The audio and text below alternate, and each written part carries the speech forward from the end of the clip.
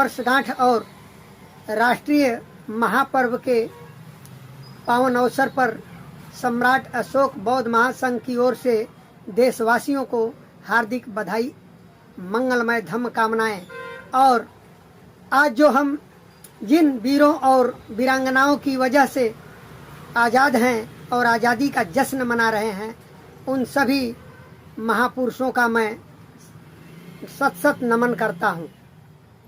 भाइयों बहनों, आपने एक देशभक्ति का गीत सुना होगा, विजयी विश्व तिरंगा प्यारा, झंडा ऊंचा रहे हमारा, इसकी शान न जाने पाए चाहे जान भले ही जाए। जब हम लोग 40-50 वर्ष पहले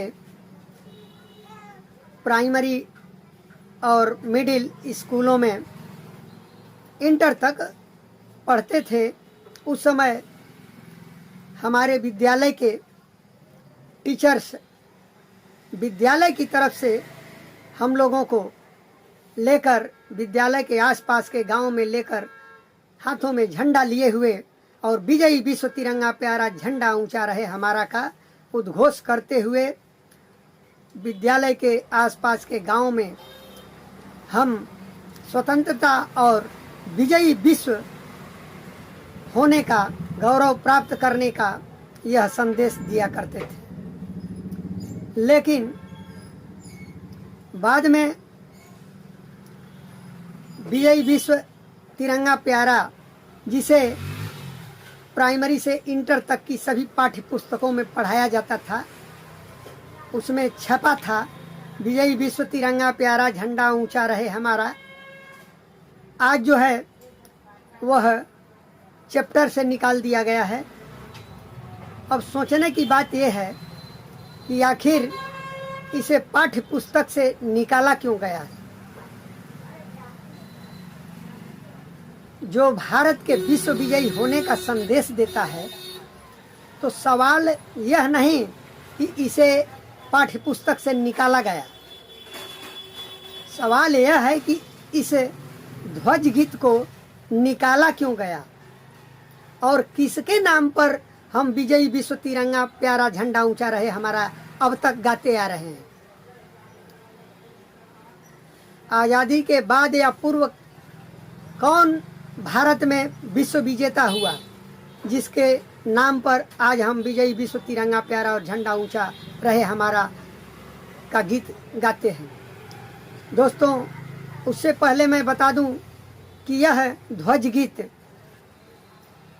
कानपुर के निवासी माननीय श्यामलाल गुप्त पार्षद, जो एक स्वतंत्रता संग्राम सेनानी, पत्रकार तथा अध्यापक थे, इन्होंने यह गीत प्रस्तुत किया था और इसे 1938 में ध्वज गीत के रूप में लागू किया गया।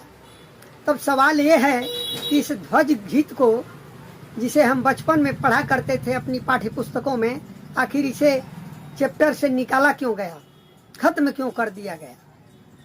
तो सवाल ये नहीं कि जो है खत्म कर दिया गया, सवाल ये है कि खत्म क्यों किया गया। अखंड भारत के निर्माण करने वाले चक्रवर्ती सम्राट चंद्रगुप्त मौर्य के पोता सम्राट अशोक महान, जिन्होंने अखंड भारत पर राज किया था, शासन किया था, जिन्हें सम्राट अशोक महान के नाम से जानते हैं, उनके नाम पर यह गीत लिखा गया था। लेकिन बड़े ही सोचने की बात है कि इस गीत को पाठ्य पुस्तकों में से क्यों समाप्त कर दिया गया। तो दोस्तों, समाप्त तो किया ही गया, सवाल यहाँ उठता है कि जब हम पढ़ाएंगे पाठ्य पुस्तकों में तो बच्चे पूछेंगे कि भारत का कौन था जो विश्व विजयी था, कौन सम्राट था, कौन राजा था, तो बताना पड़ेगा। तो उस महापुरुष का मान सम्मान और भी बढ़ जाएगा, कद और भी बढ़ जाएगा। इसी वजह से कुंठित मानसिकता की वजह से इसे सरकार ने पाठ्य पुस्तक से निकाल दिया। मित्रों, सम्राट अशोक महान जिनके 4 शेरों को राष्ट्रीय चिन्ह के रूप में स्थापित किया गया है तथा इनके अशोक धम्म चक्र को तिरंगे के बीच में स्थापित किया गया है। यही नहीं, जितने भी सरकारी दस्तावेज हैं सभी सरकारी दस्तावेजों पर सम्राट अशोक के चिन्ह अंकित किए गए हैं और जिन कागजातों पर ये अशोक का चिन्ह नहीं है, राष्ट्रीय चिन्ह नहीं है, वह जाली या नकली माना जाएगा। और सम्राट अशोक के ही प्रतीकों को सैनिकों के मरणोपरांत या पूर्व या किसी मनीषी को जो महान कार्य किया हो, सम्राट अशोक के प्रतीक चिन्हों को ही उन्हें सम्मानित किया जाता है और इस चिन्ह से वे अपने आप को गौरवान्वित महसूस करते हैं। दोस्तों, कहना यह है कि हमारे भारत सरकार ने सम्राट अशोक के चिन्हों को तो अपनाया, लेकिन इनके जयंती पर अब तक कोई सरकारी अवकाश नहीं दिया, राष्ट्रीय अवकाश नहीं दिया और न ही सरकारी तौर पर अशोक जयंती मनाने का काम किया। बहुत ही दुखद बात है कि जिस सम्राट के चिन्हों को लिया आपने कभी किसी भी सरकार ने जयंती नहीं मनाया। आखिर क्यों? अब जो है भारत सरकार से अपील है कि सम्राट अशोक महान के जयंती को सरकारी तौर पर मनाया जाए और जो विजयी विश्व तिरंगा प्यारा झंडा ऊंचा रहे हमारा, जो विश्व को विश्व विजेता होने का संदेश दे रहा है भारत को,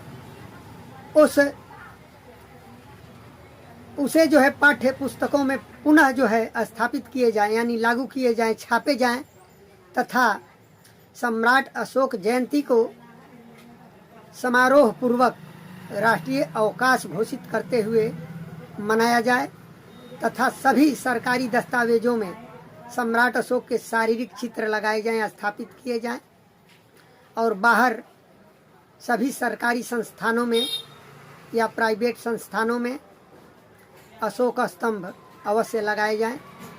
नहीं तो जो आज हम आज़ादी का जश्न मना रहे हैं, ये जश्न ही रह जाएगा।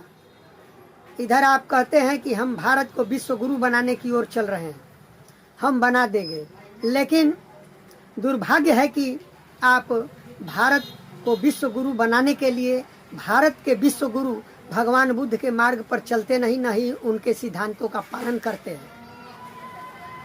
भारत को विश्व गुरु बनाने के लिए सम्राट अशोक महान के सिद्धांतों को, उनके सूत्रों को शासन का आधार बनाना होगा, क्योंकि आज भी सम्राट अशोक के और भगवान बुद्ध के सूत्र और सिद्धांत आज भी प्रासंगिक हैं, पहले भी थे और सदा प्रासंगिक रहेंगे। इन्हीं शब्दों के साथ में आप सभी को पुनः बधाई देते हुए उन महामनीषियों को सत सत नमन करता हूँ और आप सबका हार्दिक बधाई देता हूँ। जय सम्राट अशोक महान, जय भारत।